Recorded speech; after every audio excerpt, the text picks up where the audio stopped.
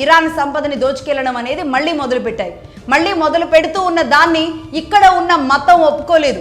1979లో Khamenei విజృంభించడం మొదలుపెట్టాడు. Western world కి వ్యతిరేకంగా మాకు మీ అమెరికా అవసరం లేదు, మీ విధానం అవసరం లేదు, మా మతం మాకుంది, మా పాలన మేము చేసుకోగలం, మా స్వరాజ్యం మాకుంది, మీ కంపెనీలు అవసరం లేదు, మీరు అవసరం లేదు, మీ పప్పెట్లు అవసరం లేదు అంటూ ఒక ఉద్యమాన్ని తీవ్ర రూపంగా తీసుకొచ్చారు ఖమేనీ. ఆ ఉద్యమం కాస్త ఎలా వచ్చింది అంటే ఏకంగా ఈ రహేషా పెహ్లావి అప్పటికే ఒక 10 సంవత్సరాల పాటు ఇరాన్లో ప్రధానిగా ఉన్నారు.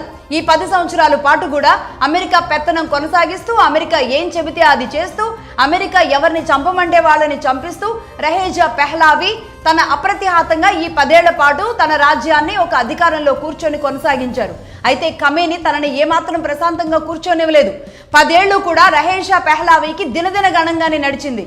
అది కాస్త ఎక్కడికి వెళ్ళిందంటే 1979లో ఖమేనీ అండ్ ఇరానీ సైన్యం, ఇరాన్ ప్రజలందరూ కలిసి ఈ రహేషా పెహ్లావిని అంటే ఆ దేశ ప్రధానిని నడి రోడ్డు మీద ఉరి తీశారు. రోడ్డు మీదకి తీసుకొచ్చి ఉరి తీసేలాంటి పరిస్థితి కారణమైంది.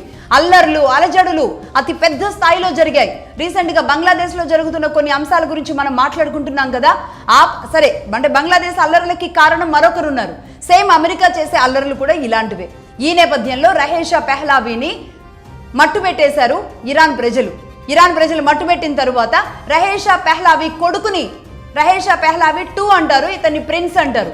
అప్పటికప్పుడే అమెరికా ఏం చేసింది అంటే ఒక మళ్ళీ ఫ్లైట్ జెట్లు వస్తాయి, CIA ఫ్లైట్ జెట్లు, అతన్ని తీసుకొని అమెరికాకి మళ్ళీ అక్కడ ఒక పొలిటికల్ అసైలం ఇచ్చారు.